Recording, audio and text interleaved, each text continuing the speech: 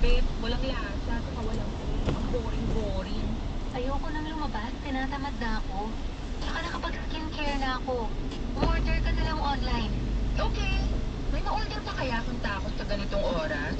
O pizza na lang kaya? Gusto mo ng pizza? Ayoko, busog na ako. Sige, magtatapos na lang ako. Ay, pizza na lang pala. Gusto ko ng all meat tsaka 4 cheese. Ikaw talaga yung mga kinakain mo, walang sustansya. Bakit? Sarap kaya ng pizza, nakakabusog. Nakakabusog nga. Pero puno naman Pinasal na lang tayo, darling. Gusto mo ba na tumaas ang Pinasal? cholesterol level mo? Ayan ka na naman eh. Ano ba gusto mo doon? Ginagamit mo Chicken, na naman yung sisig, ano? pagkakas mo sa akin. Lahat na lang ng pagkain, puro yung macronutrients ang nakikita mo. Pwede bang pizza is pizza lang? Hindi yung binabanggit pa kung ano-anong merong makukuha sa pagkain. Hayaan mo na lang ako mag-enjoy sa paglapang. Bahala ka dyan. Kape, gusto mo ba ng kape? Tapos mag-sugar ka. Gusto mo maging diabetic tulad na ng mama at papa? Ay naku ate, matulog ka na nga lang. Inig-trip mo pa ako eh. Gusto ko lang naman kumain and sleep. Pwede ba yun? Nagsasabihan lang kita. Kasi totoo yung kasabihan na health is wealth. Oo na, alam ko naman yun eh. Kapag nagkasakit ka, gagastos ka na malaki. Alam ko rin yan. Pero saka na lang natin yung problemahin. Ang mahalaga, mabusog ko yung sigmura ko na kanina pa kumakalam. Bahala ka na nga. Buhay mo yan eh. True. Kaya kung gusto mo matulog, matulog ka na. Ako naman, o-order ng pagkain at mag-movie marathon. O siya, good night. Good night!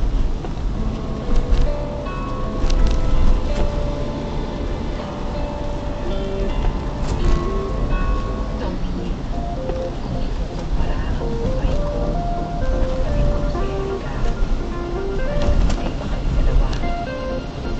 Si Erika ang titiran na dalaga. Ginagawa ang lahat ng gusto. Mahilig kumala kung saan-saan. Kahit kumakain sa ano, kahit ito saan madali. Wala siyang pakialam kung saan gawa ang pagkain pinipili niya. Di ba sobrang mahalat, sobrang tamis, sobrang tamis. Basta masarap ang pagkain. Ininulat ko na hanggang buhay ako. Kaya ako sa magiging klase ng pamumuhay. Dahil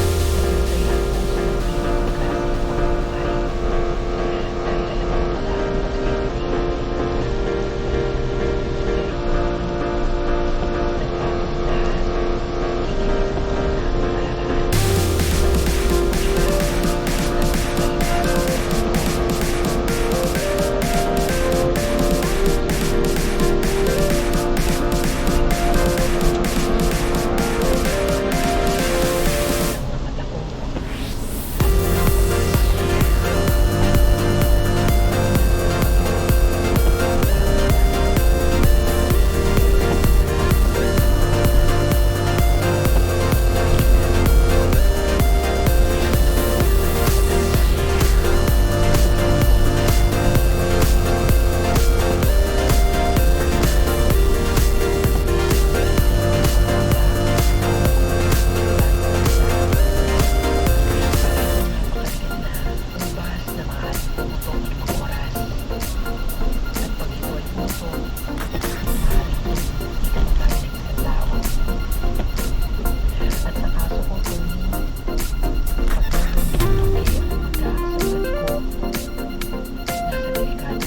magsilbi.